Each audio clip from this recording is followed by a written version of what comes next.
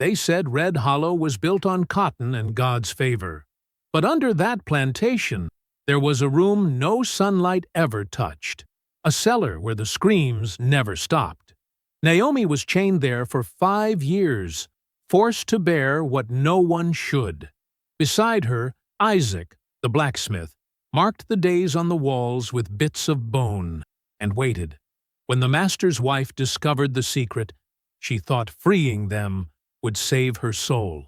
But, in Red Hollow, mercy only fed the fire, because when Naomi came back, she didn't come for freedom.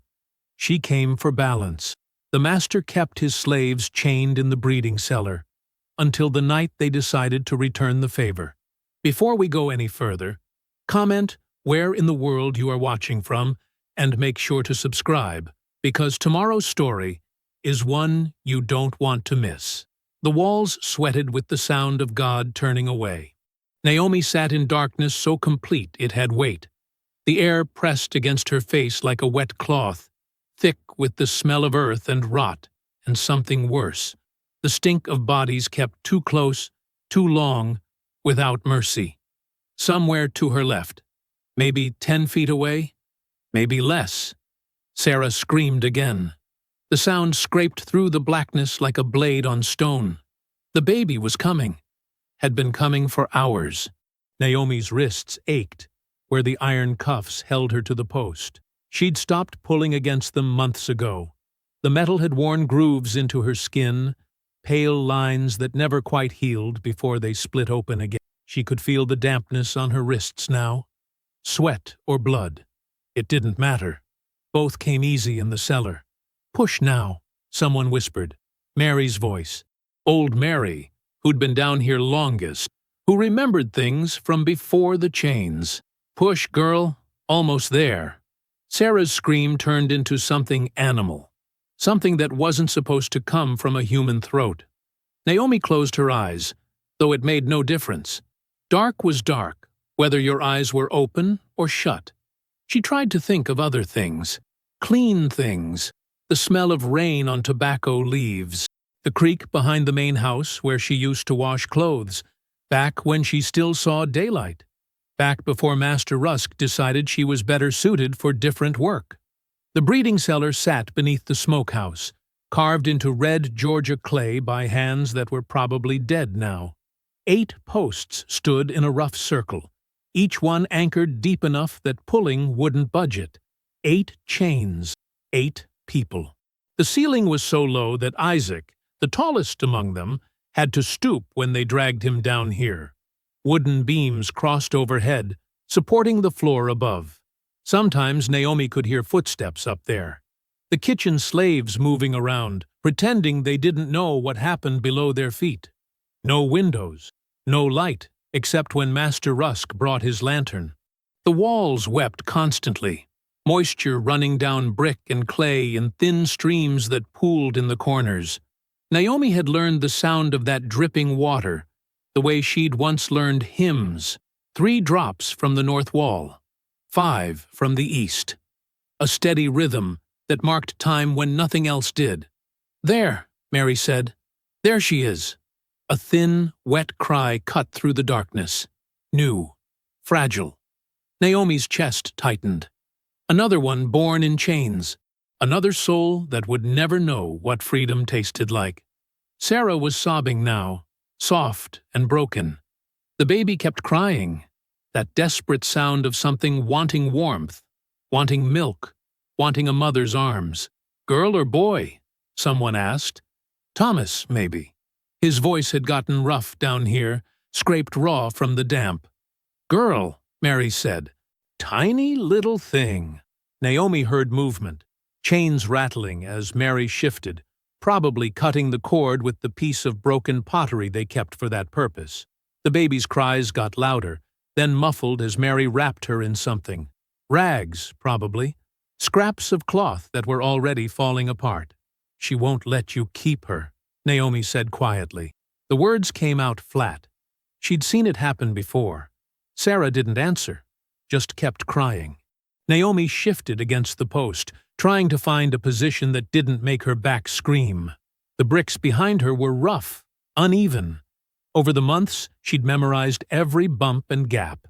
And in one particular spot, about shoulder height, she'd found something useful, a sharp edge where two bricks met badly. She reached back now, fingers searching in the dark until she found it. The bone fragment was small, no longer than her thumb, broken off from something Mary had saved from a meal months ago. Naomi had been working at it, scraping it against the brick edge when she could, sharpening one end into something almost useful. Not a weapon, nothing that could cut flesh or break chains, but it could scratch brick. She pressed the pointed end against the wall and dragged it slowly downward. The sound was barely a whisper, lost beneath Sarah's weeping and the baby's cries. She carved a single letter, then another.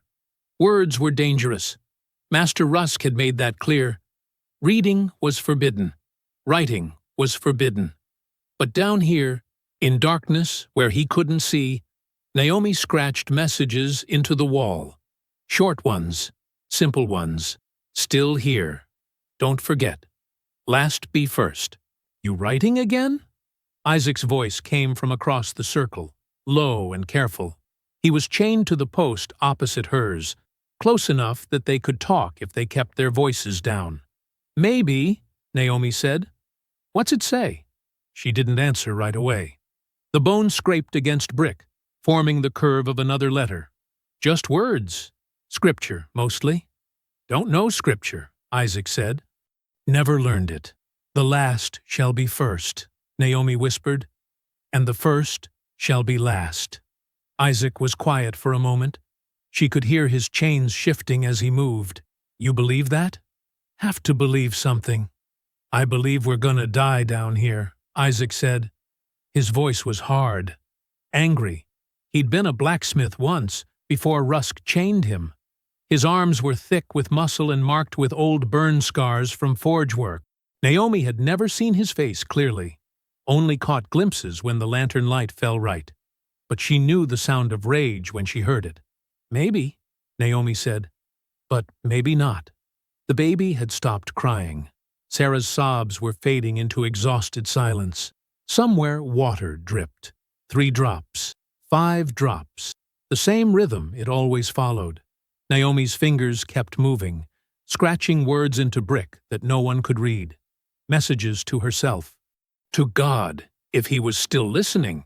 To whoever might come after, if anyone ever did. She'd carved dozens of them now. Hundreds, maybe. They covered the wall behind her post, invisible in the darkness. A testament written in scratches and silence. The last shall be first. The last shall be first. The last shall... Footsteps. Naomi's hand froze. The bone fragment slipped from her fingers and clattered against the floor. Heavy boots crossed the floor above. Slow, deliberate, moving toward the smokehouse. Everyone in the cellar went still. Even the baby was quiet now, as if she knew what those footsteps meant. Metal scraped against metal. The trap door. A line of light appeared overhead, thin as a knife blade. It grew wider as the door creaked open, spilling yellow lamplight down the wooden ladder. Master Alden Rusk descended, holding his lantern in one hand. In the other, he carried a chain. The lantern light swung across the cellar like a dying star. Naomi's eyes burned as the brightness passed over her face. Months of darkness made even weak flame unbearable. She squinted, turning her head, but not before she saw Rusk's shadow stretch across the wet brick walls, tall and distorted. He moved slowly between the posts, boots squelching in the mud that never dried. The lantern cast everything in sharp yellow and black. No gradations, no mercy, just light and shadow, just master and slave. Look at you, Rusk said, stopping in front of Naomi's post. Still strong. His voice was smooth, educated. The kind of voice that spoke at church on Sundays and quoted scripture about obedience. He wore a dark coat despite the heat. Always formal. Always proper. His face was lean and clean-shaven, with pale eyes that never blinked enough. Naomi kept her gaze down. Looking at him directly was dangerous. Silence was safer. Rusk crouched, bringing the lantern close to her shackles. The metal gleamed, still solid despite her months of wearing them. He reached out and tested the cuff on her right wrist, tugging it to check the fit. "Prime stock," he said, almost to himself. "Strong bones, good teeth. You'll breed well for years yet." Naomi's jaw clenched, but she said nothing. The words slid over her like oil, thick and foul, but nothing new. She'd heard worse, would probably hear worse again. Rusk stood, his knees cracking. He was maybe 40, still strong despite the gray creeping into his hair. He moved the lantern slowly across the other captives, counting them like livestock. His gaze stopped on one of the men, Joshua. Young, maybe 20, with a scar running down his left cheek from when the overseer had struck him for speaking out of turn. "You," Rusk said. "Come here." Joshua didn't move. His chains rattled slightly as his breathing quickened. "I said, come here." "Can't," Joshua said, voice cracking. "I'm chained." Rusk's expression didn't change. He set the lantern down carefully, then pulled a key from his coat pocket. He unlocked Joshua's shackles with practiced efficiency, the metal clicking open with a sound that made Naomi's stomach turn. For half a second, Joshua was free. His wrists bore the same pale grooves everyone's did, scars carved by iron. Then Rusk grabbed the chain he'd brought down with him and wrapped it around Joshua's neck like a leash. "Walk," Rusk commanded. He dragged Joshua toward the center of the cellar, where the ceiling was highest. The young man stumbled, still weak from being chained in one position for days. Rusk yanked the chain hard, jerking him upright.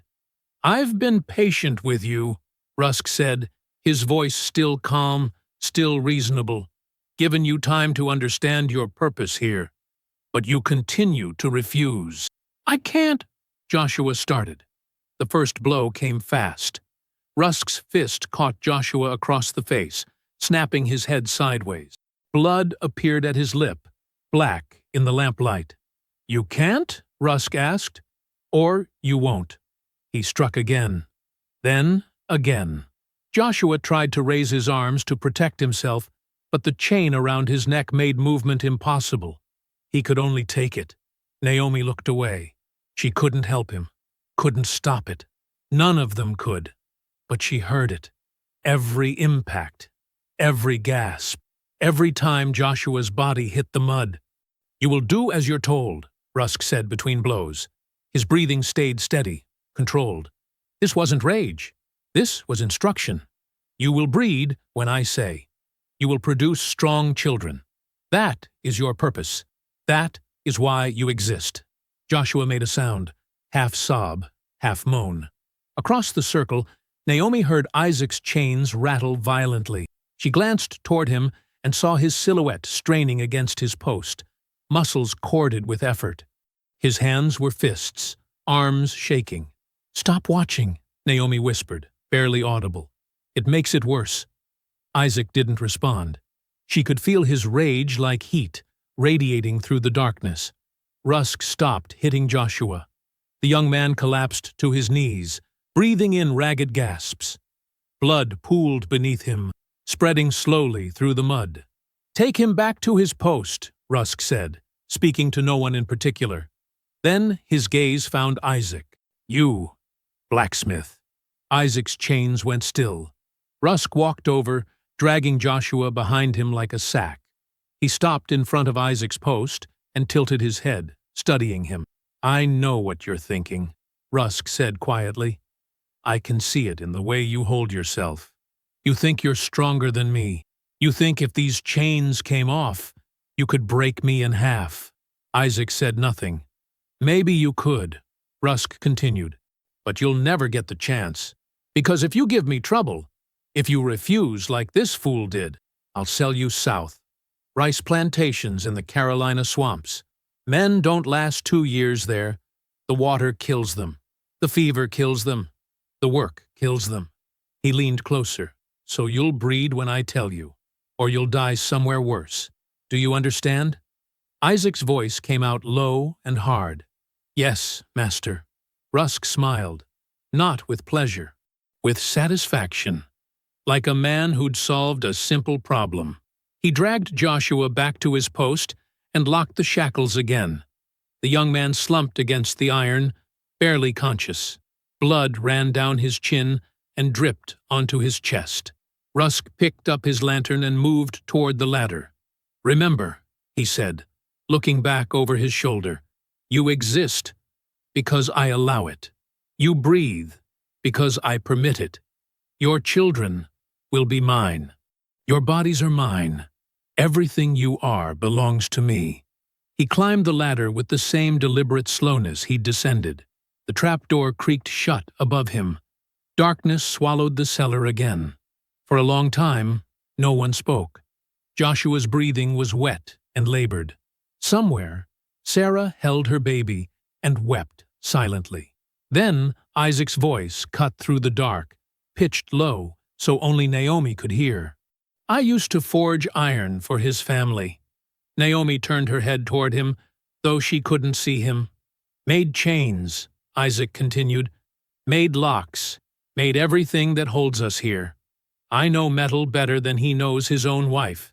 "Why are you telling me this?" "Because I know the layout beneath this smokehouse. There's a furnace room behind that far wall. They use it to cure the meat. And in that room, there's a key." His chains rattled as he shifted. "The master key. Opens every lock in this building." Naomi's heart started beating faster. "How would we reach it?" "We'd need a distraction. Someone to pull Clay, the overseer, away during inspection. Just for a few minutes." "I could do that," Naomi said. "You'd have to make him believe it. Make him follow you somewhere. Keep his attention." "I can do it." Isaac was quiet for a moment. "He'll hurt you." "He hurts me anyway." Above ground, footsteps crossed the smokehouse floor. Different footsteps, lighter. A woman's steps. Evelyn Rusk stood near the trap door, her hand pressed against the wall. She'd followed her husband here, curious about where he disappeared to most nights. Now she listened to voices rising through the floorboards. Her husband's voice and another man's. A trader, discussing prices. "Best breeding stock in Georgia," Alden was saying. "Strong lines. Good genetics. I've been selective." "How many you got down there?" the trader asked. 8 currently, but they're producing regularly. 2 births this month alone." Evelyn's face went pale. Her fingers curled against the wood. She'd known something was wrong. Had known for months, maybe years. But knowing and understanding were different things. She'd told herself it was none of her business. That plantation matters were her husband's domain. That a proper wife didn't question, but breeding stock beneath her feet, while she slept in clean sheets and prayed in church. Her jaw tightened. Something in her expression hardened, a decision forming behind her eyes. She turned and walked away, her footsteps quick and purposeful. Down in the cellar, Naomi heard those retreating steps and wondered whose they were. Morning came eventually, though they only knew it by Rusk's schedule. He descended the ladder again at what must have been dawn, lantern in hand to check on Joshua.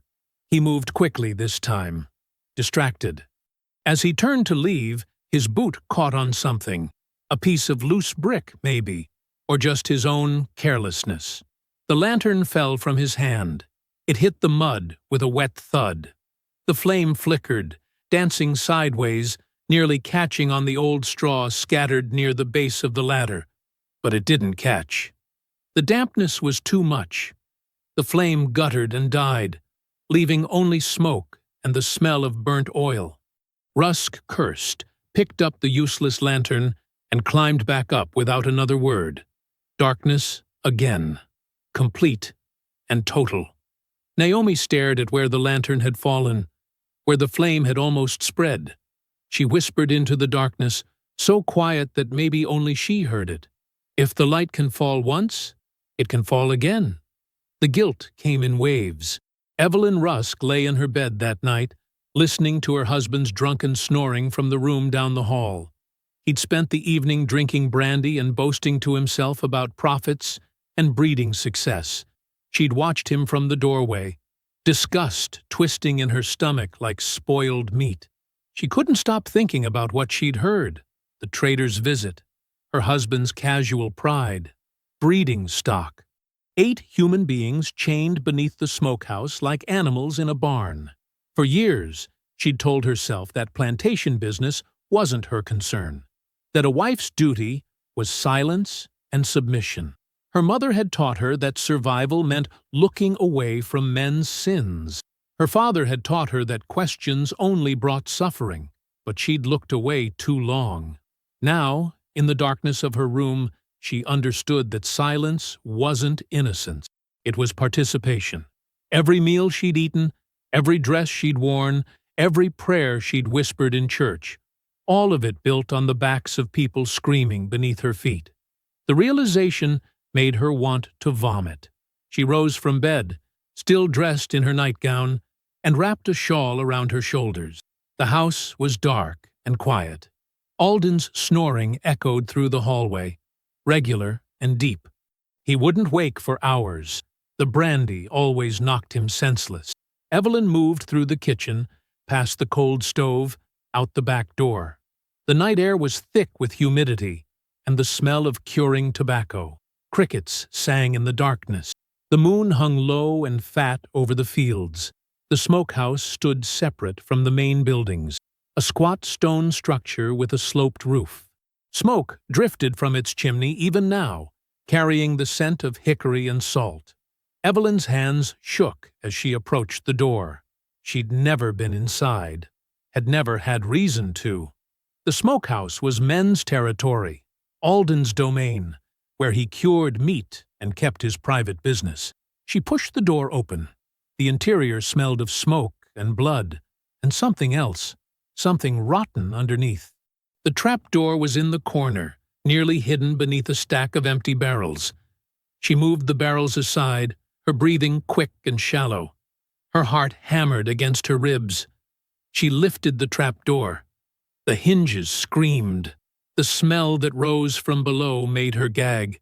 Human waste, sweat, infection, blood.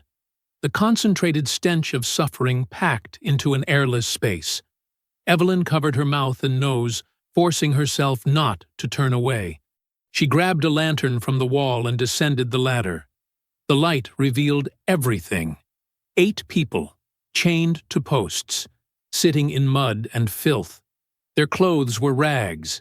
Their bodies were covered in sores and scars. Some were asleep. Others stared at her with hollow eyes. A young woman, couldn't be more than 23, looked up from the nearest post. Her face was gaunt but beautiful, with high cheekbones and dark eyes that held no hope. "You ain't supposed to see this, miss," the woman whispered. Evelyn's knees went weak. She stumbled backward against the ladder, the lantern swinging in her grip. The light danced across the walls, revealing scratched messages in the brick. Names, prayers, curses. "Oh, God," Evelyn breathed. "Oh, God, oh, God." She sank to her knees in the mud, the expensive fabric of her nightgown soaking through immediately. Tears streamed down her face. Her whole body shook. All this time, all these years, while she'd slept in clean sheets and prayed for grace. "I didn't know," she said, though the words felt like ash in her mouth. "I should have known, but I didn't. I couldn't." "Most don't want to," the young woman said. Her voice was steady, calm, like she was explaining something simple to a child. Easier not to look. Evelyn lifted her head, meeting the woman's eyes. "What's your name?" "Naomi." "Naomi." Evelyn wiped her face with shaking hands. "I'm going to help you. I'll come back. I'll get you out. I promise." A man across the cellar laughed, a bitter, broken sound. "White woman's promises ain't worth the air they waste." But Naomi's expression didn't change. She studied Evelyn's face for a long moment, then nodded slowly. "All right, miss. We'll see." Evelyn climbed back up the ladder, replaced the trapdoor, and returned to the house. She didn't sleep. She sat at her vanity and stared at her reflection until dawn, planning. The next evening, Evelyn prepared carefully. She bathed and dressed in her finest gown, deep green silk that Alden favored. She arranged her hair and painted her lips with berry stain. She looked like the perfect plantation wife, beautiful and obedient. She found Alden in his study, reviewing ledgers, and brought him wine. French wine, expensive, saved for special occasions. "What's this?" he asked, suspicious but pleased. "I thought we might have an evening together," she said, keeping her voice soft and sweet. "It's been so long since we've talked. Really talked." He studied her face, looking for deception, then shrugged. "I suppose business can wait." She poured him glass after glass, encouraging him to drink while she barely touched her own. She asked about the plantation, about profits, about his plans. She laughed at his jokes and touched his hand. The phonograph played in the parlor. Mozart, his favorite. The music drifted through the house like a promise of civilization and culture, like they were good people, living good lives. After the fourth glass, Alden's words began to slur. After the sixth, his eyes grew heavy. Evelyn suggested he rest, and he didn't argue. She helped him to the bedroom and watched him collapse onto the bed, still half-dressed. His snoring started within minutes.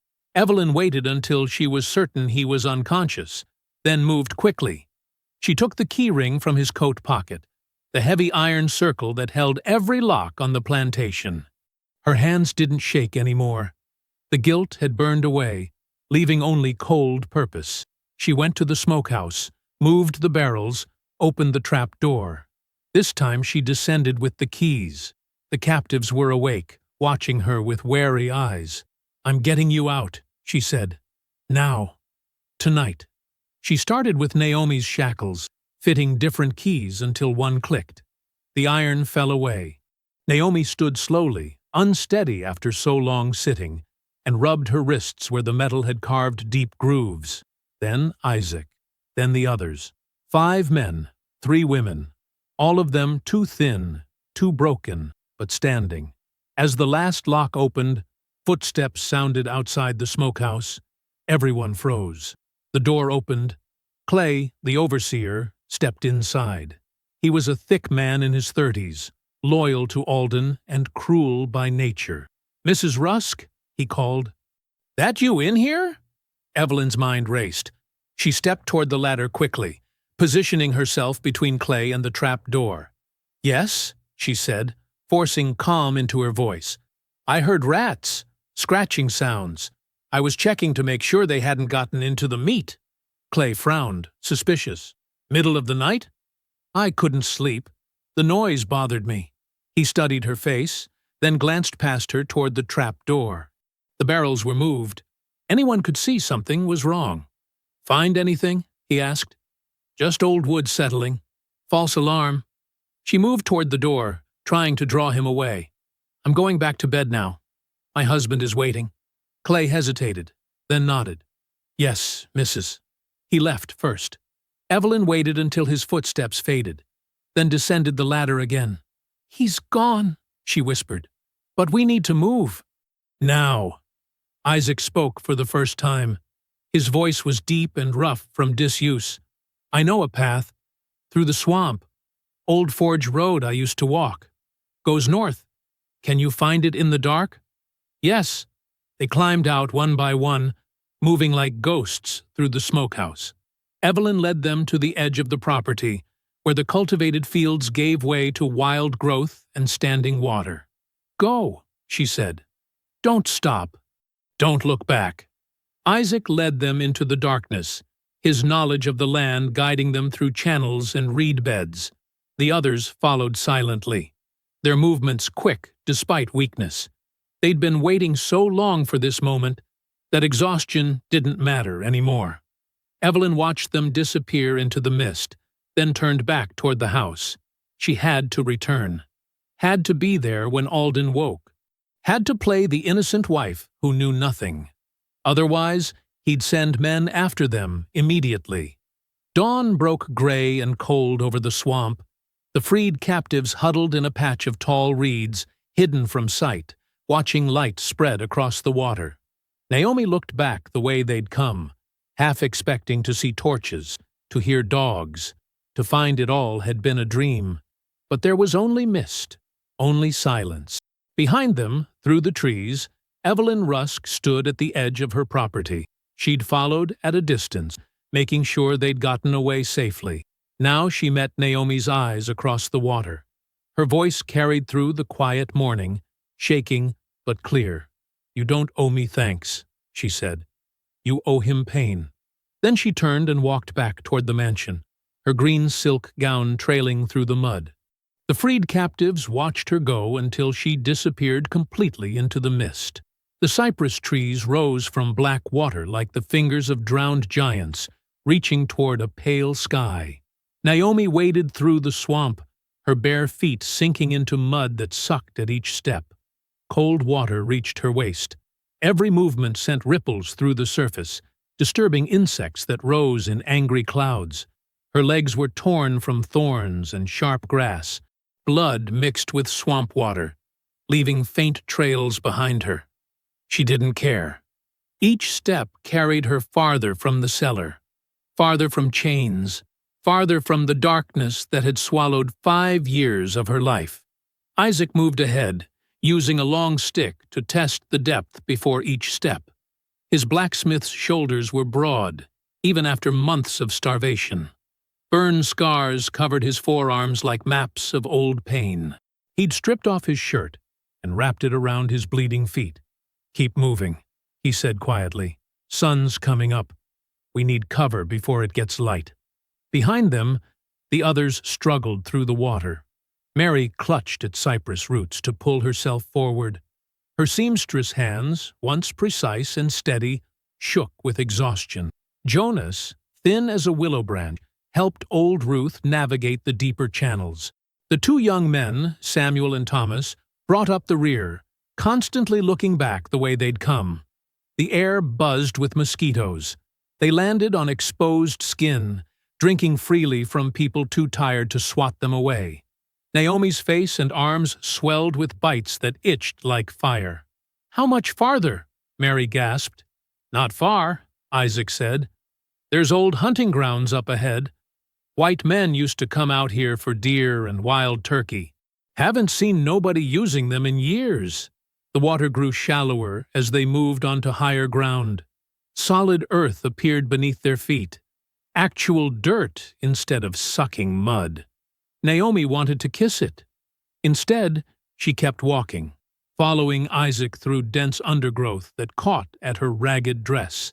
The cabin appeared through morning mist like something from a dream. It was small and weathered, with a sagging roof and walls covered in vines. But it had 4 walls, and a door, and windows that could be covered. It was shelter. Isaac tested the door. The wood was swollen and stuck, but he put his shoulder against it and shoved hard. The door broke open with a crack that echoed through the swamp. Everyone froze, listening. Nothing. Just birdsong and the distant croaking of frogs. They filed inside. The cabin was bare except for a broken chair and an old fireplace blackened with soot. The floor was dirt, and holes in the roof let in fingers of gray light. But after the cellar, it felt like a palace. Naomi stood in the center of the room and looked up through one of the holes at the sky. Real sky. Gray clouds moving slowly overhead. She'd forgotten how beautiful it was. Her knees gave out. She sank to the ground and started crying, great shaking sobs that tore through her chest. All the fear and pain and rage she'd held inside for 5 years came pouring out at once. Mary knelt beside her, wrapping thin arms around Naomi's shoulders. "It's all right," she whispered. "We're out. We're free." But were they? Naomi couldn't tell if what she felt was freedom or just a different kind of terror. Isaac and Jonas worked to start a fire, while old Ruth examined everyone's wounds. She tore strips from her own dress to wrap around bleeding feet and infected sores. Her gnarled hands moved with practiced skill, sorting injuries by severity. "We need food," she said. "Clean water, medicine. These cuts will fester without proper care." "I'll hunt," Isaac said. "There's frogs in the swamp, maybe fish in the deeper pools." "I'll help," Jonas offered. The two men left the cabin, moving quietly through the undergrowth. Samuel and Thomas took turns keeping watch at the windows. Mary helped old Ruth tend wounds. Naomi sat by the small fire they'd built, watching flames dance and flicker. She held her hands toward the warmth, feeling heat on her palms for the first time in years that didn't come from fever or infection. "What do we do now?" Mary asked softly. "We rest," old Ruth said. "Then we move north. Find the underground roads they whisper about. Find people who help runaways reach free soil." "Is there really such a thing?" Thomas asked. He was 19, with a boy's face and an old man's eyes. "Free soil? Has to be," old Ruth said firmly. "Lord wouldn't have brought us this far just to let us die in a swamp." Naomi wanted to believe that. She wanted to believe in divine providence and justice, and a God who saw suffering and intervened. But the Cellar had taught her that sometimes God looked away. Isaac and Jonas returned an hour later, with 6 frogs and a handful of muddy roots.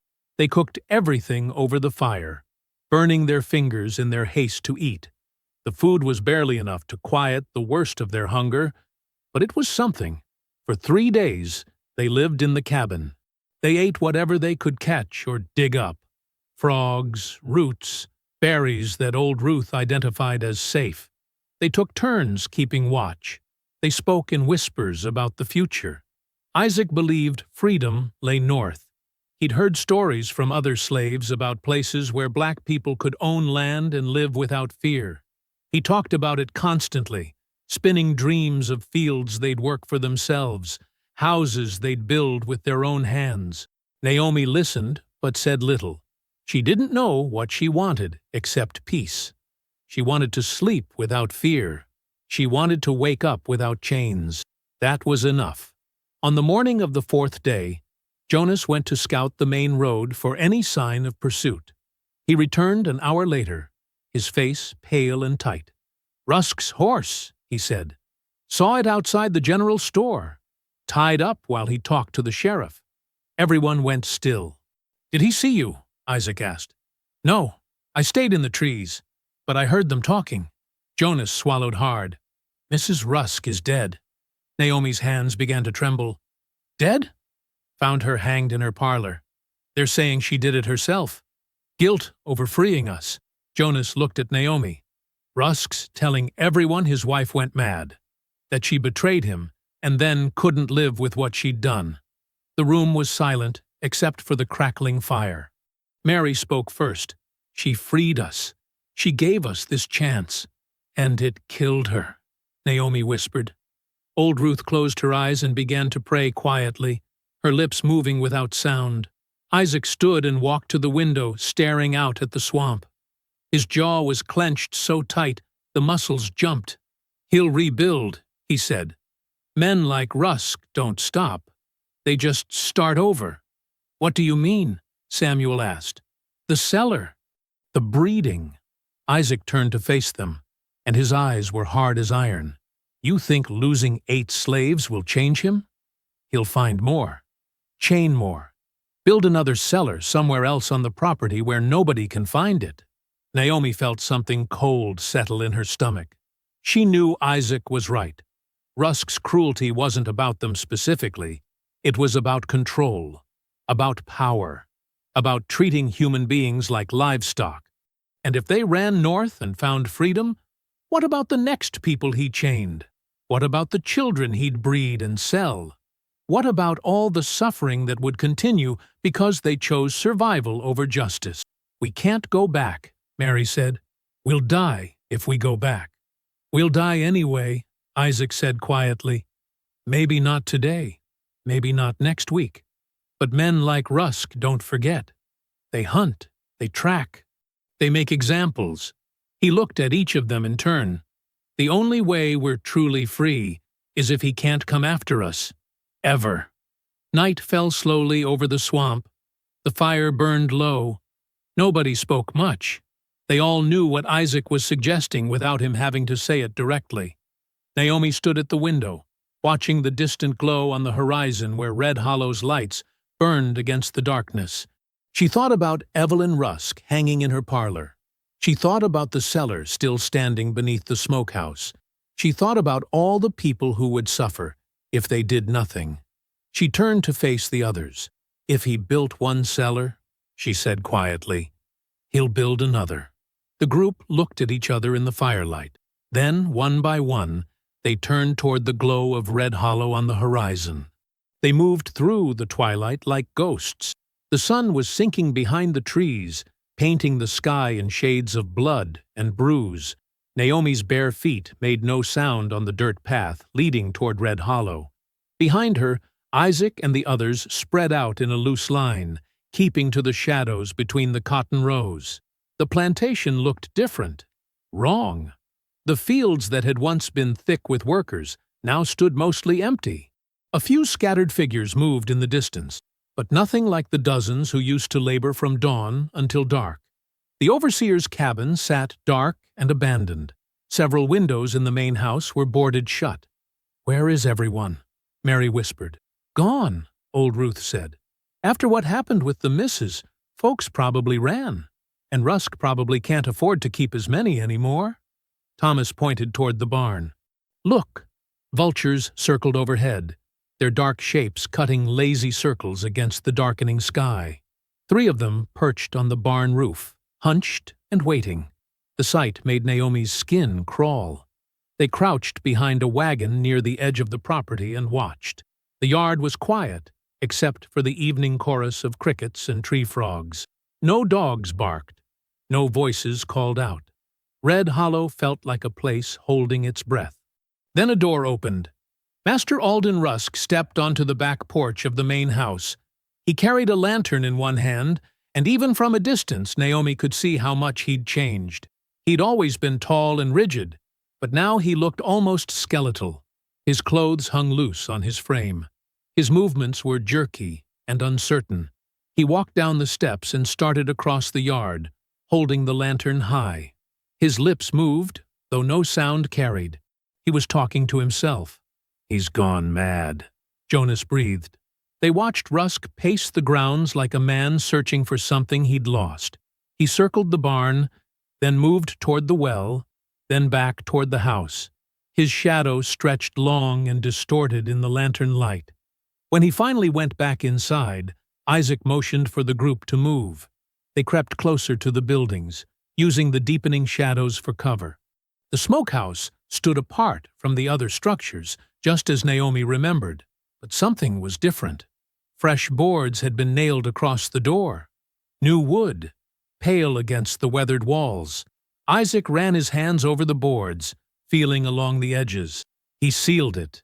Why would he seal an empty cellar? Samuel asked. But Naomi already knew.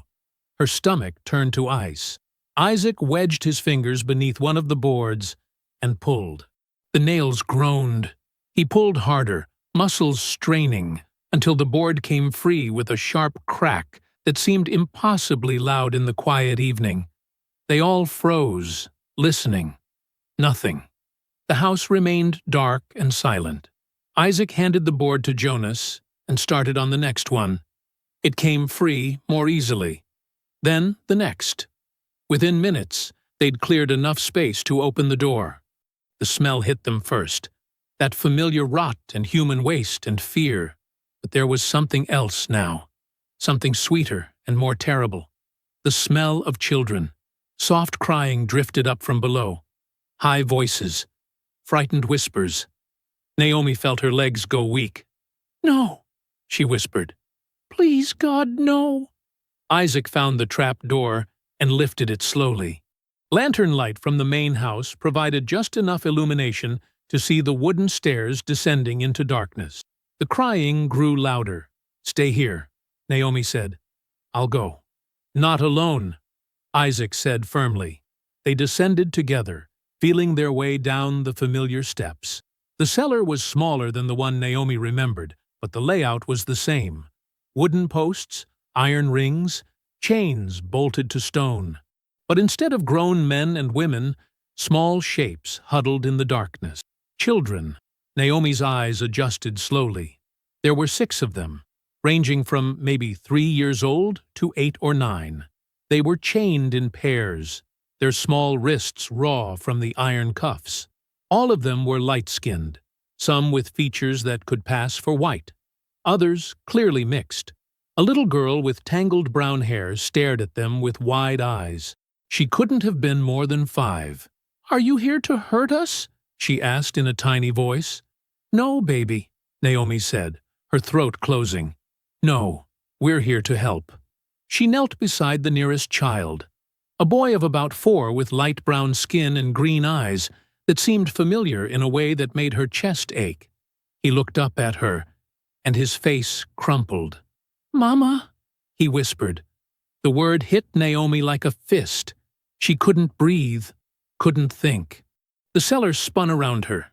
The boy reached for her with small hands still chained to the post. "Mama, I've been good. I promise, I've been good. Please take me home." Naomi's knees gave out. She collapsed onto the dirt floor, staring at the child who could. Behind her, Isaac moved through the cellar, examining the other children. His breathing had gone harsh and ragged. "They're his," he said, his voice shaking with fury. "These are Rusk's own children, the ones he bred in the first cellar." Old Ruth had descended the stairs. She pressed a hand to her mouth, tears streaming down her weathered face. "Sweet Jesus, sweet, merciful Jesus. He's been selling them," Isaac continued, his hands clenched into fists. "Look at their skin. Look at their features. He's passing them off as mulatto stock, selling his own blood like livestock." The boy with green eyes was still reaching for Naomi. "Mama, please." She gathered him into her arms, chains and all, and held him against her chest. He was so small, so fragile. His heart beat against her like a trapped bird. "How long you been down here, baby?" she asked softly. "Don't know," he whispered. "Long time. The man comes and looks at us, says we're strong, says people will pay good money." Naomi looked at the other children. They stared back with hollow eyes that had seen too much, understood too much. They'd been born into this, born in chains, raised in darkness, bred for profit by their own father. The full scope of Rusk's evil crashed over her like a wave. It wasn't enough that he'd enslaved them. Wasn't enough that he'd bred them like animals. He'd created children for the sole purpose of selling them. His own flesh and blood, reduced to inventory. Mary had come down into the cellar. She moved from child to child, checking their chains, murmuring soft words. "We'll get you out," she promised. "We'll take you somewhere safe." But where? Naomi thought. Where could they go that Rusk wouldn't follow? Where could they run that his evil wouldn't reach? The boy in her arms had stopped crying. He'd gone limp and quiet, as if he'd learned that hope was dangerous, that believing in rescue only led to more pain. Naomi stroked his hair and felt something break inside her chest, not her heart. That had broken long ago. Something deeper, something that couldn't be repaired. Isaac knelt beside her. His scarred hands were shaking. When he spoke, his voice was barely above a whisper. "He made the devil's house," he said. "So we'll burn the devil in it." Thunder rumbled in the distance. The first drops of rain began to fall above ground, pattering against the smokehouse roof. Naomi looked up at the cellar door, still creaking slightly on its hinges, and knew that Isaac was right. There was only one way to end this, only one way to make sure Rusk never hurt another soul. The storm was coming. The barn loft smelled of old hay and mouse droppings. Rain drummed steadily on the roof above, masking their whispers as they huddled in the darkness. Through gaps in the weathered boards, dawn was just beginning to gray the eastern horizon. Naomi sat with her back against a support beam, arms wrapped around her knees. She hadn't slept. Every time she closed her eyes, she saw that little boy's face. heard his voice calling her mama. Isaac paced the small space like a caged animal. Mary and Jonas sat together near the ladder. Samuel and Thomas kept watch at the loft door. Old Ruth had her eyes closed, lips moving in silent prayer. "We do this today," Isaac said. His voice was rough with exhaustion and fury. "Before he has time to rebuild, before he brings in new overseers." "The children first," Naomi said. "We get them out before anything else." "Agreed." Isaac stopped pacing and crouched beside her. "Ruth takes them to the swamp at first light, hides them in that hunting cabin until we finish here." Mary spoke up. "And then what? What happens after?" Isaac's jaw tightened. "Then we make him answer for what he's done." "I mean, kill him," Naomi said quietly. "I mean, make him suffer."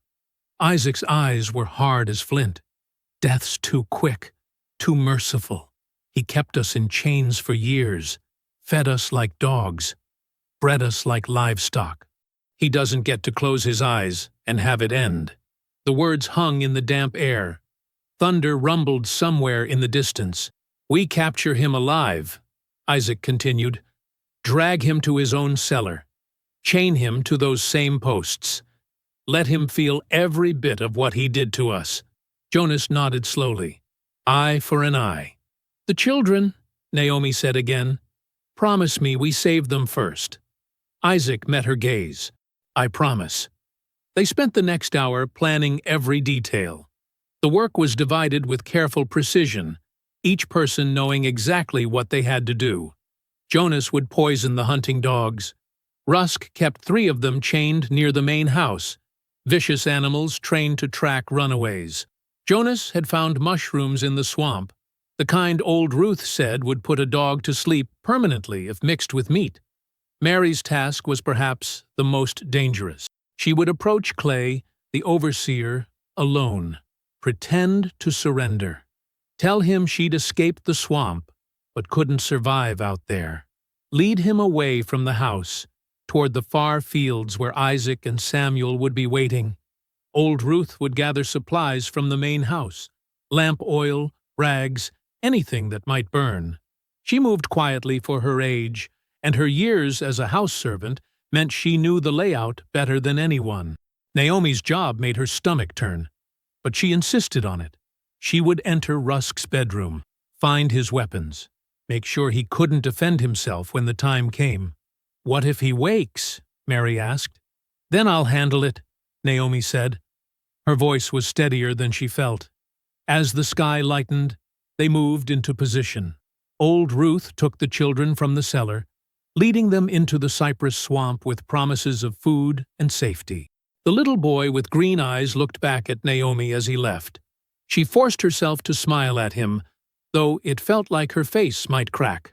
Jonas crept to the dog kennels with chunks of salted pork stuffed with poison mushrooms. The animals ate eagerly, tails wagging. Within minutes, they were asleep. Within an hour, they wouldn't wake. Mary walked across the yard as the sun broke over the trees. She'd torn her dress and smeared mud on her face to look desperate and defeated. When Clay emerged from his cabin, scratching his belly and yawning, she called out to him in a broken voice, "Please, sir. Please. I can't run no more. I'm sorry. Just don't hurt me." Clay's face split into a cruel grin. He grabbed a length of rope from his porch and started toward her. "Well, well. Master's gonna be pleased. Come on, then. Let's get you back where you belong." Mary led him toward the tobacco fields, stumbling and weeping. Isaac and Samuel waited in the tall plants, their hands wrapped around chunks of firewood. Naomi slipped through the kitchen door, while Ruth kept watch. The house was silent, except for the ticking of a grandfather clock in the hall. She moved up the servants' stairs, each step careful and quiet. Rusk's bedroom door stood ajar. She could hear his breathing, wet and rattling, the sound of a sick man's sleep. She pushed the door open slowly. The room smelled of whiskey and unwashed sheets. Rusk lay sprawled across the bed in his nightclothes, one arm flung over his eyes. A pistol rested on the nightstand beside a worn Bible. The pages were dog-eared and stained.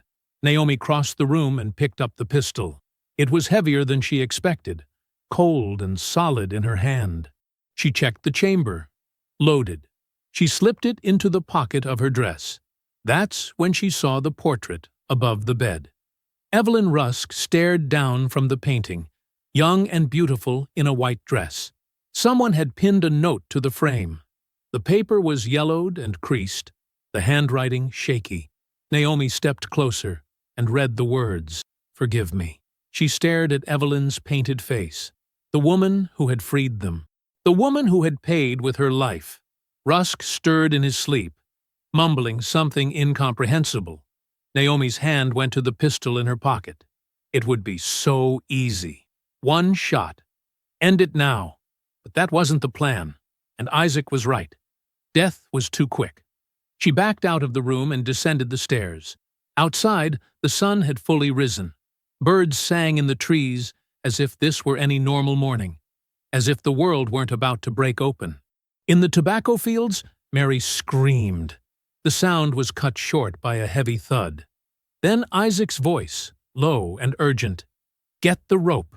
Ruth had gathered her supplies, 3 bottles of lamp oil, a pile of rags torn from old linens, and a box of matches she'd stolen from the kitchen.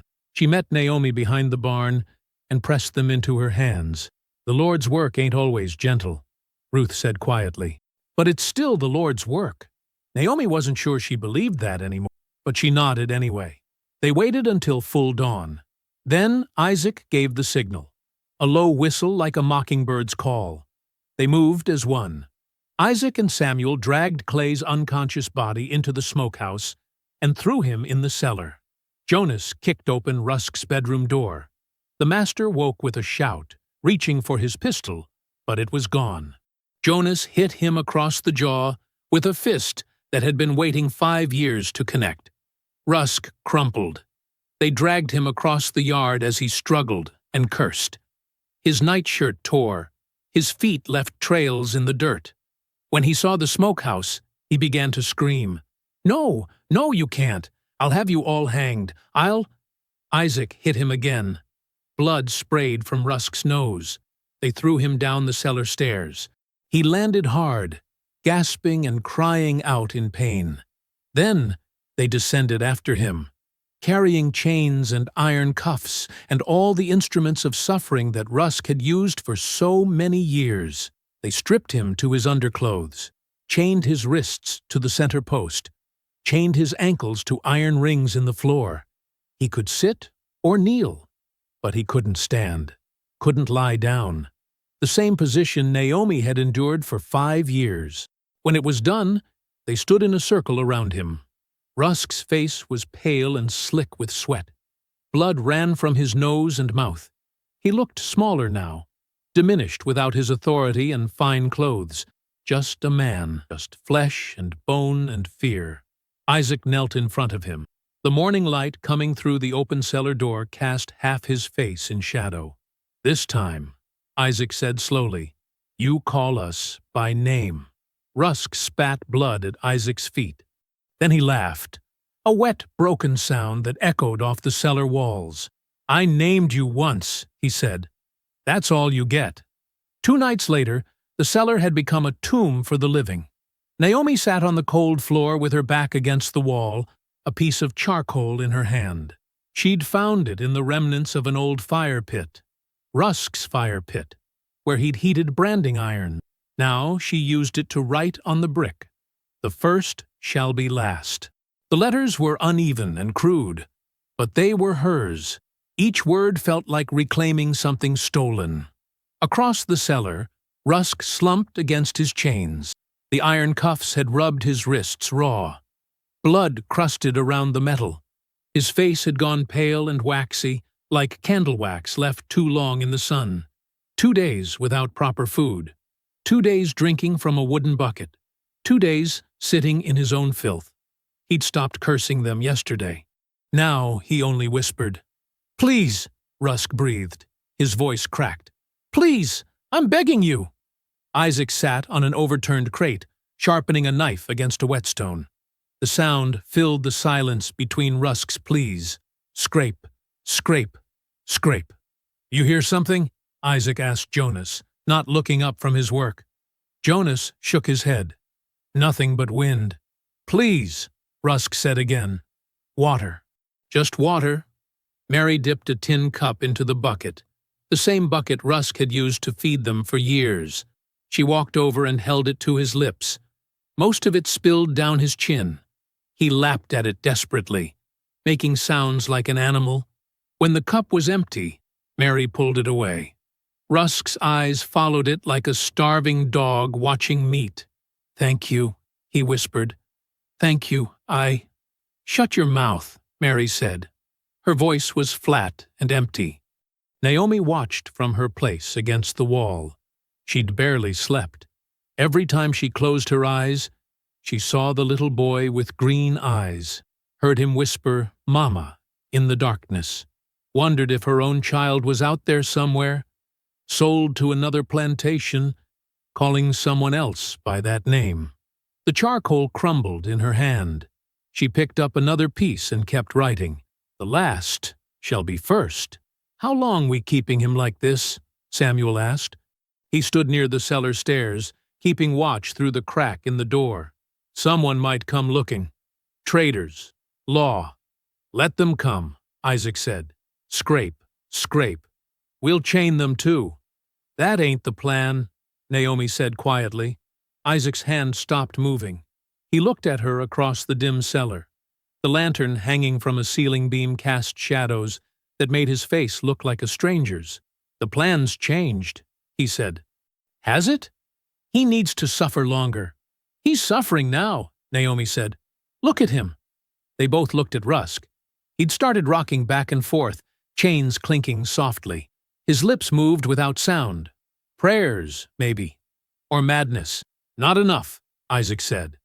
He went back to sharpening the knife. The hours crawled past like wounded things. Rusk began to hallucinate as the second night deepened. He stared at the empty air and spoke to ghosts. Evelyn, he whispered. Evelyn, is that you? No one answered.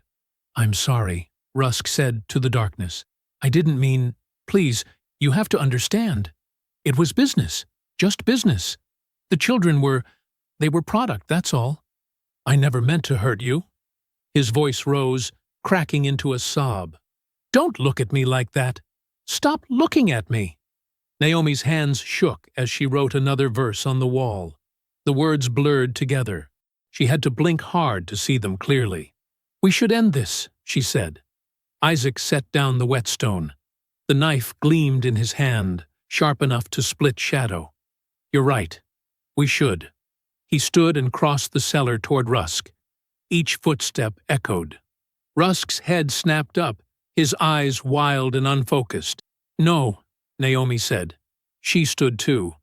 That's not what I meant. Isaac stopped. Then what did you mean? We should let him go. The words fell into the silence like stones into a well. Everyone stared at her. You've lost your mind, Jonas said. Maybe I have, Naomi said. But I know what killing him will do to us, to our souls. We'll carry it forever. Good, Isaac said. I want to carry it. I want to remember every second of watching him die. That's not justice, Naomi said. Her voice trembled, but didn't break. That's just more chains. Different metal, same weight. Isaac's jaw tightened. Justice? You want to talk about justice? Where was justice when he took us? When he bred us like animals? When he sold our children? Justice doesn't come from his death, Naomi said. It comes from our freedom. There's no freedom while he's breathing. There's no freedom if we become him. Isaac moved closer to her. The knife hung at his side. For a moment, Naomi thought he might raise it against her instead. But he just stood there, trembling with rage. You didn't see what I saw, Isaac said quietly. Before the cellar. I was in the forge. He brought his son there. Boy couldn't have been more than 10. Wanted me to brand him, his own son. Said the boy needed to learn that even family gets marked if they're half black. I refused, so he beat me and did it himself. That child screams. I hear them every night. Tears ran down Isaac's face. He didn't wipe them away. I can't let that go, he said. I can't show mercy to a monster. Then you dishonor everyone who died, Naomi said. Because if we kill him like this, we're no different than him. We're just wearing different skin. You think the dead care about mercy? Isaac's voice rose.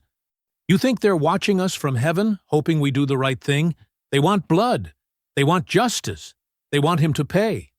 No, Naomi said. They want us to be free. Isaac raised the knife. His whole body shook with it. Rage and grief, and 5 years of suffocating darkness, all pouring into that single moment. Rusk watched him approach. The master's face had gone slack, beyond fear now. He just stared with empty eyes. Do it, Rusk whispered. Please, just do it. Isaac's hand tightened on the knife handle. He knelt in front of Rusk, put the blade against the master's throat. The sharp edge drew a thin line of blood. Isaac, Naomi said. Please. Isaac's hand trembled. The knife shook. He closed his eyes. That's when Rusk laughed. It was a wet, broken sound. Blood bubbled on his lips. He looked at Isaac, then at Naomi, and laughed again. Look at you, Rusk said. His voice was thick and strange. Tearing yourselves apart. Can't even agree on how to kill me. You're still slaves. You'll always be slaves. Even when I'm dead, you'll wear the chains I gave you. He reached into his coat with his free hand, the one that could barely move, cuffed and chained but still possessing inches of movement. His fingers fumbled at the inner pocket. What? Isaac started. Rusk pulled out a small glass flask. It was stoppered with cork, filled with amber liquid. Before anyone could react, he yanked the cork with his teeth and tipped the contents into his mouth. No! Naomi lunged forward. Too late. Rusk swallowed. The flask fell from his hand and shattered on the floor. He gasped once, twice. His body convulsed against the chains. What did you do? Isaac grabbed his shoulders. What did you do? Rusk smiled. Blood leaked from the corners of his mouth. One, he whispered. Then his eyes went glassy. His head fell forward. The chains held him upright like a puppet with cut strings, but the man was gone. The cellar went silent except for the sound of breathing. Naomi's, Isaac's, the others watching from the shadows. Isaac dropped the knife. It clattered on the floor next to the broken flask. He stood there, staring at Rusk's corpse, his hands empty. The lantern hanging from the ceiling flickered. Once, twice. Then the flame died, plunging them into darkness. Naomi's voice came from somewhere in the black. We didn't kill him, she whispered, but we buried ourselves with him. Morning came without mercy. The first light crept through the cracks in the cellar door like something afraid to enter. It touched Rusk's face first, the gray skin, the dried blood crusted at his lips, the empty eyes staring at nothing. The corpse hung from the chains, swaying slightly as if breathing, but it was just the wind moving through the walls. Naomi stood at the bottom of the stairs, looking at him. She'd been standing there for an hour, maybe more, watching, waiting for something to change, for revelation or peace or rage, but nothing came. Just emptiness. We need to move, Isaac said. He'd climbed the stairs to check the grounds above. Sun's up. Someone might come. Naomi nodded, but didn't move. Isaac descended the stairs slowly. He stopped beside her. They both looked at Rusk's body together. This thing that had owned them, controlled them, marked them as property. In death, he seemed smaller, shriveled, just meat and bone like anyone else. You were right, Isaac said quietly. About what? If I'd killed him, I'd carry it. Forever. Would have made me into something I couldn't live with. Naomi reached out and took his hand. His palm was rough, scarred from the forge and the chains. She held it tight. We carry it anyway, she said. Just different weight. She stepped forward and unlocked the shackles from the wall. The iron cuffs fell away from Rusk's wrists with a dull clang. His body slumped to the floor. She didn't look at it again. One by one, Naomi moved through the cellar, unlocking every chain from every post. The iron that had held her, the iron that had held Isaac, the iron that had held 8 souls in darkness for years, breeding and suffering and dying in this buried pit. When she pulled the last chain free, she gathered them all in her arms. The weight of them made her stagger. Mary helped her carry them up the stairs into the daylight. The morning air was cold and clean. Naomi breathed it in deep, tasting freedom and smoke, and the faint rot of the swamp. The plantation grounds spread out before them. Empty fields, sagging barn, the main house with its white columns and black shutters. "We burn it all," Isaac said. Jonas and Samuel had already started inside the mansion. They dragged leather-bound ledgers from Rusk's study, stacking them in the courtyard. Mary found the breeding records in a locked drawer. Pages and pages of names, dates, pairings, which woman with which man, which child sold where. The entire system documented in Rusk's careful handwriting. Naomi opened one of the ledgers. Her own name stared back at her. Naomi, age 18. Acquired May 1849. Strong hips, good teeth. Paired with Isaac, blacksmith stock, June 1850. Below that, in smaller writing, child born April 1851. Male. Light skin. Sold to Thornhill Plantation, $400. Her hands shook so badly the pages blurred. She slammed the ledger shut and threw it onto the pile. "Burn it," she said. "Burn all of it." They worked for hours, emptying the house. Every document, every record, every piece of evidence that Rusk's breeding project had ever existed. They found letters from other plantation owners inquiring about purchasing mixed stock. They found bills of sale for children as young as 2 years old. They found a journal where Rusk detailed his theories about genetics and bloodlines, writing about human beings like a farmer writes about cattle. The pile in the courtyard grew taller. Papers and books and contracts and deeds, the entire infrastructure of evil rendered into kindling. Old Ruth emerged from the kitchen with lamp oil. She poured it over the pile, soaking the pages until they glistened. The smell of kerosene filled the air.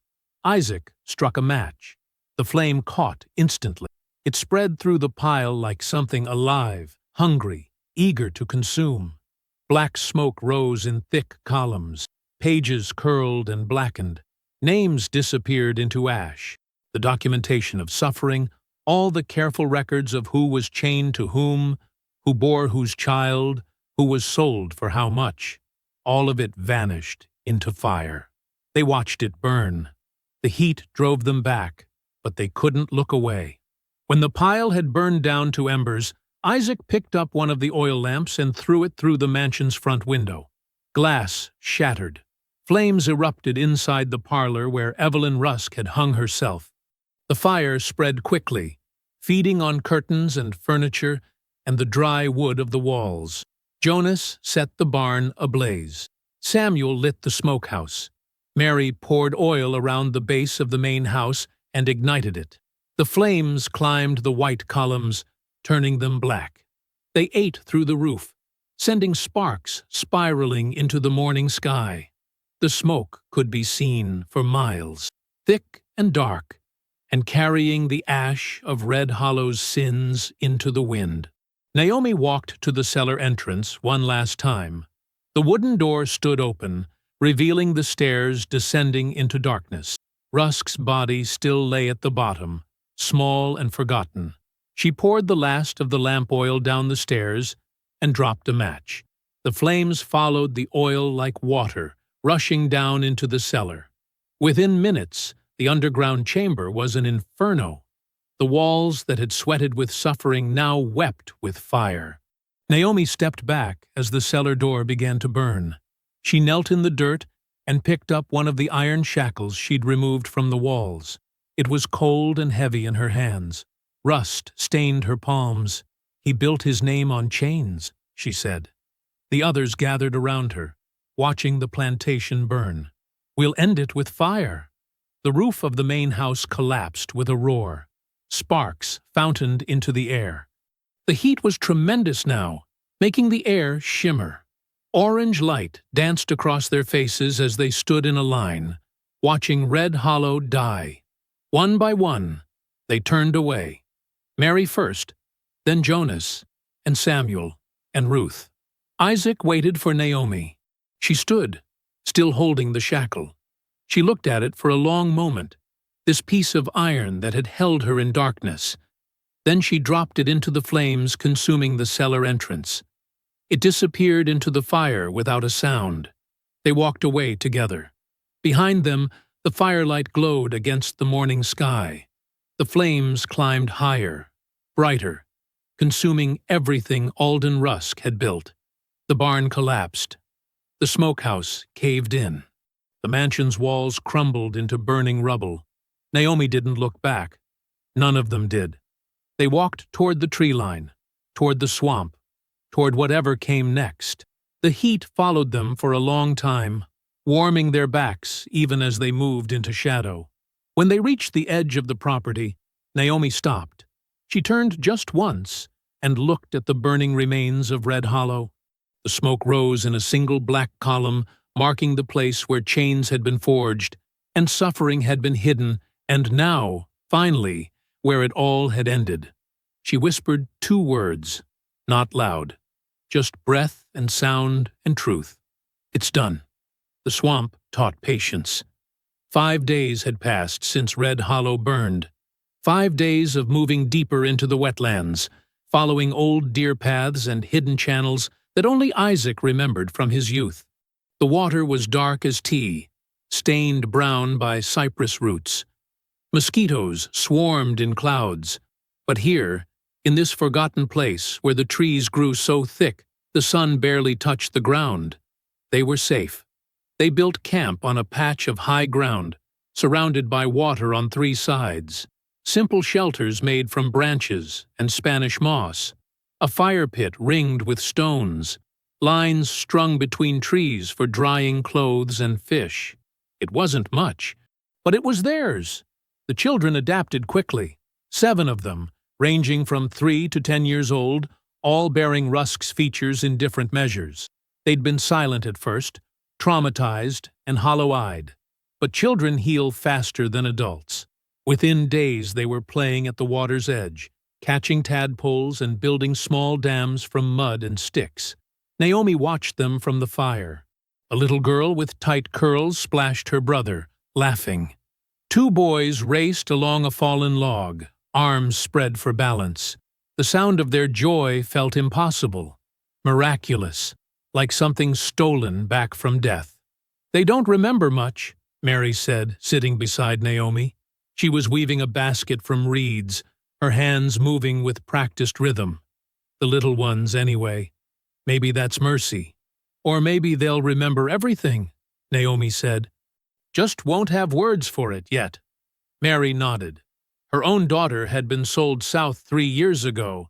She never spoke about it, but sometimes Naomi caught her staring at the girls in camp with an expression that held both love and unbearable loss.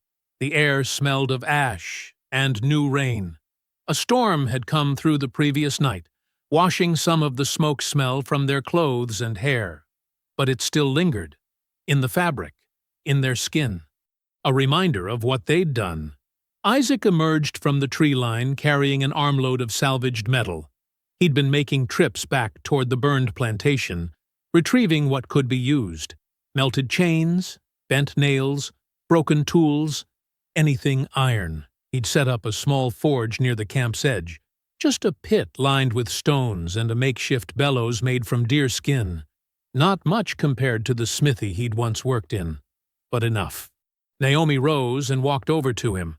He was arranging the metal pieces, sorting them by size and type. His hands were already stained black from the work. "What are you making?" she asked. "Blades for farming," he said. "Hoe heads, sickles, tools for growing things instead of breaking them." He held up a section of chain, studying it in the light. The links were thick and heavy, designed to hold human beings. He placed it in the forge and pumped the bellows until the coals glowed orange. "Turning chains into plowshares," Naomi said. Something like that. They worked in comfortable silence, Isaac heating and hammering, Naomi helping to hold pieces steady or pump the bellows when his arms tired. The ring of metal on metal echoed through the swamp. The children came to watch, fascinated by the sparks and heat. As evening approached, Jonas returned to camp with news. He'd been scouting the edges of the swamp, watching the roads and listening to travelers. He moved quickly through the camp and gathered everyone near the fire. "Word spreading," he said. "About Red Hollow." "What kind of word?" Isaac asked. "All kinds. Some say it was lightning struck the house. Others claim Rusk went mad and burned it himself. But there's talk, too, about the people who were kept there, about how they vanished the same night the fire started." Old Ruth snorted. "They know we escaped." "More than that." Jonas leaned forward, his voice dropping. "They're calling us ghosts, spirits that rose up from the cellar and took revenge. I heard 2 overseers talking at a crossroads. They said Red Hollow's cursed now. Said anyone who goes there hears chains rattling in the ruins." Samuel laughed, but it was a bitter sound. "Ghosts. That's what we are to them. Not people. Never people. Let them think we're ghosts," Mary said. "Keeps them afraid." "It's doing more than that," Jonas continued. 3 overseers quit from plantations near Red Hollow, packed up, and left. One of them said he wasn't dying for another man's sins. The slaves there are whispering that if it happened at Red Hollow, it could happen anywhere. Naomi felt something shift in her chest. Not quite hope, not quite pride. Something heavier, the weight of what they'd started. "We freed 7 children," she said quietly. "And maybe we freed hundreds more just by showing it could be done. Or we made it worse," Isaac said. "Masters might tighten their grip. Make examples." "They were already making examples," Naomi shot back. "They were already tightening grips. Nothing we did made that worse because it couldn't get worse than what already was." The fire crackled between them. The children had grown quiet, sensing the tension in the adults' voices. One of the little boys came and pressed against Naomi's side. She wrapped her arm around him automatically. That night, Naomi dreamed. She stood in the swamp at dawn. The water was still and silver. Mist rose from the surface in lazy spirals. Somewhere in the distance, a child laughed. The sound was clear and bright, cutting through the fog like a bell.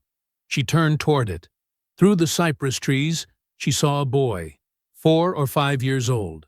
Light brown skin, her nose, her eyes.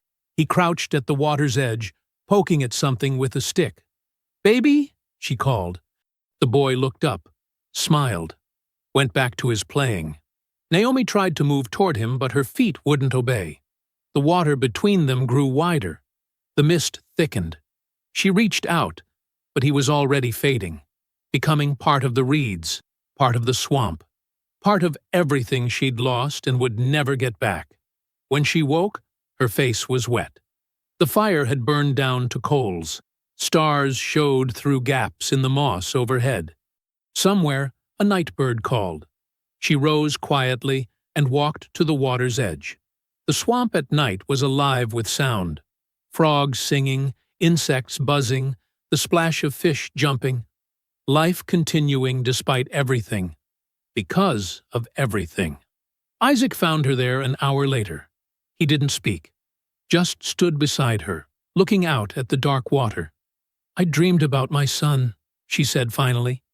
"You'll dream about him a lot. For a long time. Does it get easier?" "No. You just get stronger at carrying it." They stood together as the eastern sky began to lighten, gray becoming pink, becoming gold. The frogs' chorus grew louder, welcoming the dawn. When the sun broke over the horizon, Naomi turned back toward camp. The children were stirring. Mary was building up the fire. Jonas and Samuel were checking the fish traps. The simple work of survival, beginning again. Naomi looked toward the horizon one last time. Somewhere out there, masters were afraid. Somewhere out there, enslaved people were whispering about Red Hollow and wondering if freedom was possible. She thought about Evelyn Rusk's last words. You owe him pain. But pain wasn't enough. Revenge wasn't enough. The fire had consumed Red Hollow, but it hadn't ended the system that built it. The real work, the hard work, was just beginning. Let them fear ghosts, Naomi said quietly. Isaac looked at her, waiting. She met his eyes and nodded toward the camp, toward the children, toward the tools he was forging from chains. We got work to do. The sound of frogs rose around them, ancient and endless, singing the swamp into morning. Weeks passed like water through open fingers. The camp became something more permanent, not quite a settlement, but no longer temporary. They built lean-tos from cypress branches and palmetto fronds, dug a proper fire pit lined with river stones, cleared a small patch of ground where the soil looked rich enough for planting. The children helped with everything. Their laughter had returned fully now, bright and unguarded. They chased each other through the trees, built elaborate cities from mud and sticks, invented games with rules only they understood. Sometimes Naomi watched them and felt her chest grow tight with gratitude and grief all tangled together. Mary and old Ruth tended the crops. They'd salvaged seeds from abandoned gardens near Red Hollow. Corn, beans, sweet potatoes. The wet soil of the swamp wasn't ideal farming land, but Ruth knew tricks for building raised beds that drained properly.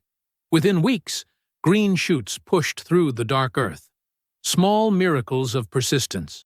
Jonas and Samuel built fish traps from woven reeds and set them in the shallow water. They came back each morning with catfish and bream, enough to feed everyone, enough to smoke and store for harder days. Isaac worked the forge daily. The ring of his hammer became as familiar as birdsong. He'd made 3 hoes, 2 sickles, and a dozen smaller tools. Each piece of metal transformed from instrument of bondage into something useful, something that helped things grow instead of keeping them down. But Naomi held onto one piece, a single iron shackle. She'd kept it hidden in her pack, wrapped in cloth so the others wouldn't see. She didn't know why at first, maybe as evidence, maybe as reminder, maybe because some wounds needed visible scars. On a morning when the air smelled clean and new, she walked to the river alone. The water moved slowly here, wide and brown and patient.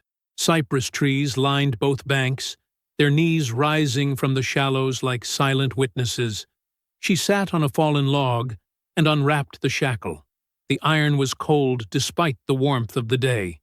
Rust had started forming in the joints and edges, time already beginning its work of erosion, of forgetting. But Naomi wouldn't forget, couldn't forget. She turned the shackle over in her hands, studying the mechanism, the simple cruelty of its design. Made to lock around a human ankle or wrist and stay locked. Made to remove choice, movement, freedom. Behind her, she heard footsteps. Isaac emerged from the tree line carrying a shovel he'd fashioned from salvaged metal and a strong oak branch. He'd known somehow. Or maybe he'd been watching, understanding what she needed to do. Found a good spot, he said, nodding toward a small rise of ground 20 yards from the river. A young magnolia tree grew there, barely 8 feet tall. Its leaves were deep green and waxy. A few white blossoms showed among the branches, their perfume sweet and clean. Naomi rose and followed him to the tree. The ground beneath it was soft, covered in a layer of fallen leaves and moss. Isaac handed her the shovel. She dug slowly, methodically. The earth gave way easily, rich and dark and full of roots. When the hole was deep enough, she knelt beside it and held the shackle one last time. I need to say their names, she whispered. Isaac nodded. I'll help remember. Naomi closed her eyes. The names came back like prayers, like roll call in the dark. Esther, she began. Who sang when we couldn't find words? Thomas, Isaac added. Who kept count of the days on the wall? Little Sarah, who was only 12. Naomi's voice cracked, but she continued. Caleb, who tried to dig through the foundation with his bare hands. Rebecca, who prayed until her voice gave out. James, who told stories about his mother's cooking. Lydia, who braided our hair when we couldn't lift our own arms. Marcus, who died the day before Evelyn came. Each name hung in the air like smoke, like incense, like offerings to a God who'd turned away, but maybe, was listening again. Naomi placed the shackle in the hole. The iron settled against the dark earth with a soft thud. She picked up a handful of soil and let it fall through her fingers onto the metal. Then another handful, and another. Isaac knelt beside her and helped. Together they filled the hole, covering the shackle, burying it deep where roots would grow through it, where time and earth would slowly consume it, transform it, make it part of something living instead of something that prevented life. When the hole was filled, Naomi patted the soil down with her palms. Her hands came away black. She didn't wipe them clean, just stood and looked at the magnolia tree. We ain't what he made us, she said quietly. We made ourselves. Isaac's hands were blackened too, from the forge, from the grave, from the work of turning one thing into another. He looked at his palms, then at her. We did, he agreed. And we're still making ourselves, every day. They stood together beneath the magnolia. Its white blossoms moved gently in the breeze. Petals fell like snow, landing on their shoulders and in their hair. The tree didn't know what lay buried beneath its roots, didn't know the weight of history pressed into the earth. It just grew, just bloomed, just reached toward sunlight, because that's what living things do. From the camp, Naomi heard the children's voices. Someone was singing. A simple melody, probably one of Ruth's old spirituals. The words were too distant to make out, but the tune carried across the water. She and Isaac walked back along the river's edge. The water moved beside them, constant and patient. When Naomi looked down, she could see the sky reflected in its surface, clouds drifting, birds passing, the whole dome of heaven captured in brown water. The world felt cleaner somehow. Not pure, too much blood for that. Not innocent, too much memory. But cleaner. Like rain had washed through everything and left the air easier to breathe. Still heavy, though. Still carrying the weight of what had been and what could never be undone. But maybe that weight was necessary. Maybe forgetting would be worse than remembering. Maybe the work was learning to carry both, the weight and the breath, the memory and the magnolia, the chains and the growing things. They reached camp as the sun climbed higher. Mary looked up from the garden and waved. One of the children ran toward them, holding a frog cupped in his small hands. Life continuing, moving forward, refusing to stop despite everything designed to make it stop.